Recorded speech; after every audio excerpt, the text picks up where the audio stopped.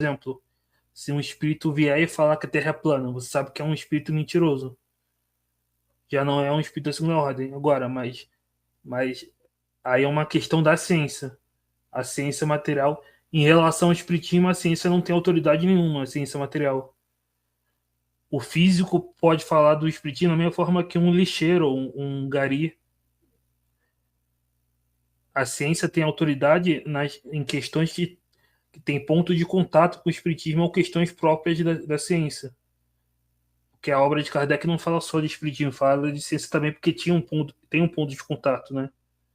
Porque há relações entre o espírito e a matéria, enfim.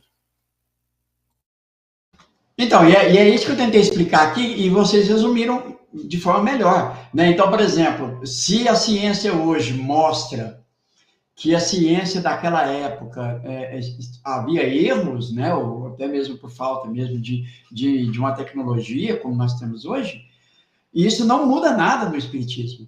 Né? E é isso que você tocou, Michel, que é importante a gente pensar. Peraí, mas o Kardec se aprofundou aqui nessa questão aqui do cometa? Não, né? Ele não se aprofundou nisso. Ele ouviu a opinião do espírito e aí precisa da escala espírita. Ah, mas o espírito na obra, o espírito pode dar a opinião dele. Mas uma coisa é o espírito dar opinião, outra coisa é Kardec aprofundar num assunto por causa de uma opinião onde a nossa ciência material não avançou. Então, se hoje prova que muitas coisas da ciência da época estavam equivocadas, para o espiritismo nada muda, até porque né, a gente vai sempre bater nessa tecla. O objeto de estudo do espiritismo é o espírito. O espírito, ele não vai ficar, o espiritismo não vai ficar perdendo tempo num debate que não é da alçada dele. Mas é isso aí, Michel. Tem uma pergunta boa do Alex, que é muito bom a gente explorar, porque ela é essencial para entender exatamente o que a gente tem falado. Eu acho que dá para a gente colocar. Começa lá em cima. Começa lá em 8:20. Ele diz, mas Michel, se não for assim... Aí, ó. Mas, Michel, se não for assim, o espírito de verdade, da qual, pelo Kardec, trouxe essa resposta, não seria contraditório? Como pode Jesus errar? Ele pergunta na continuação, né? Depois ele diz, ou até mesmo não sendo Jesus, outros espíritos, como iriam errar?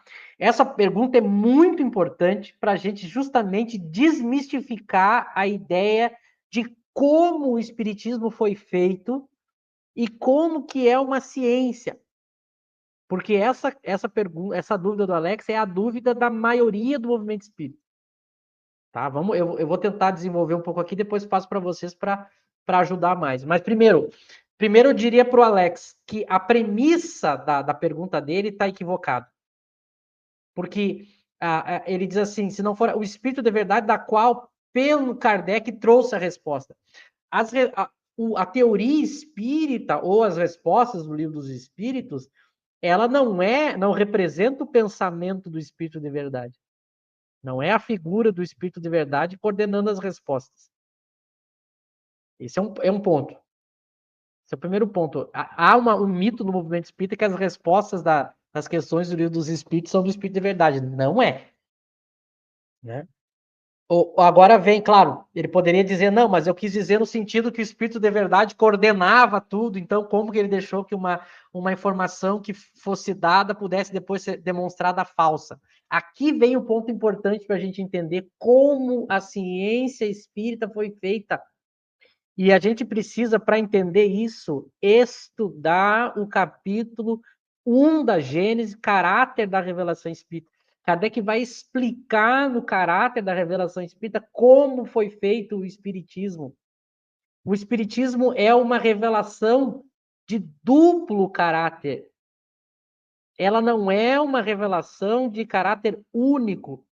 Ela é de revelação divina, que parte dos espíritos, mas ela tem a parte dos homens, o trabalho dos homens de pesquisar, questionar, usar critérios, usar a razão.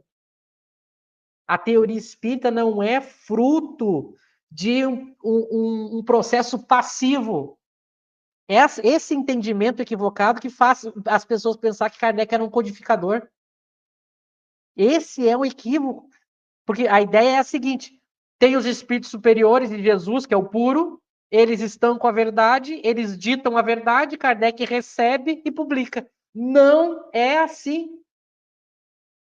Esse é o primeiro ponto que a gente tem que desconstruir da nossa cabeça. Porque não é assim que a ciência espírita nasceu e foi feita. Porque se fosse assim, só teria o caráter divino. O espírito dita, Kardec recebe e publica. Mas tem a parte dos homens, que é trabalho dos homens. Esse é o primeiro ponto. O segundo ponto, esse não é um assunto do espiritismo. Os espíritos podem livremente opinar. Porque o que são os espíritos? Os espíritos nada mais são do que as almas dos homens.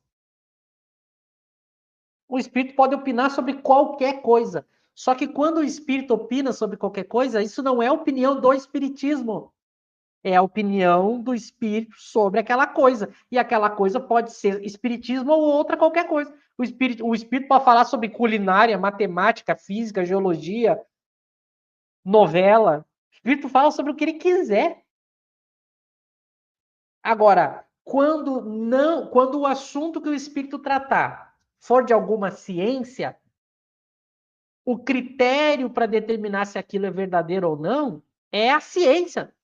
Eu não posso trocar a ciência pela opinião do espírito. Então, o espírito falou de química. Quem vai dar a última palavra? A química. Como o Eric falou, Kardec diz lá na Gênesis que serve como controle. Para aprofundar mais a questão, vamos imaginar que a gente tentasse usar essa lógica. Não, mas o espírito, Jesus falou, então Kardec tinha que aceitar e publicar. Como é que eu faço para saber se era Jesus? O pessoal que acha que Kardec foi um codificador não entende isso. Lá naquele nosso vídeo do Haroldo, teve um sujeito lá que comentou. O pessoal adora dizer a seguinte frase. É comum o pessoal dizer: a doutrina é dos espíritos, não é de Kardec. Aí eu fiz uma pergunta para ele: de qual espírito? Porque se eu digo que a doutrina é dos espíritos, então qualquer coisa que qualquer espírito falar é espiritismo? Ah, não, não é bem assim, veja bem aqui. Bom, se tu está dizendo que não é bem assim, então a tua frase não é verdadeira. É que é mais complexo que isso. Não basta um espírito falar alguma coisa e nem assinar. Kardec não se guiava pela assinatura. Porque você imagina, porque se fosse assim, todo o trabalhão que ele teve para fazer a teoria espírita, ele não precisava. Ele só tinha pego um médium, evocado Jesus, que é puro, sabe tudo, perguntado para o espírito respondia tudo, estava pronto o espiritismo. Mas por que não foi feito assim? Porque não é assim que surge a ciência espírita e nem é possível. Por que não é possível? Por duas razões. Primeiro, como que eu sei que aquele espírito está falando a verdade? Mesmo que ele diga que é Jesus, como é que eu sei que vale só porque ele disse que é Jesus? Nota, eu tenho que usar um critério racional, metodológico. Não basta o espírito simplesmente dizer. Porque senão qualquer espírito diria qualquer coisa, diria um nome e eu, não, aqui foi Jesus que falou, então aqui é espiritismo. Ah, não, aqui foi o espírito X. Ah, não, aqui não foi foi o espírito X, então fico na dúvida. Nota que seria um critério irracional, porque eu me pautaria pela assinatura. Mas não é assinatura. Ah, se não é assinatura, é o quê? Aí eu tenho que entrar no interior da ciência e ver os critérios que Kardec usa. Por exemplo, o espírito falou alguma coisa sobre ciência. Olha como é racional o critério de Kardec de controle. Eu tenho que usar como critério de controle a ciência que o espírito está falando. Ah, mas a ciência se modificou. Eu coloco fora aquilo que o espírito falou, se contrariou a ciência. É assim. E aquilo que é da alçada do espiritismo, primeiro a gente está falando do que não é. Agora, aquilo que é a mesma coisa, eu tenho critérios. Por exemplo, os espíritos tinham. A doutrina dos espíritos. Então me explica. Tinha espíritos que diziam que havia reencarnação, tem espíritos que diziam que não havia. Como é que eu decido?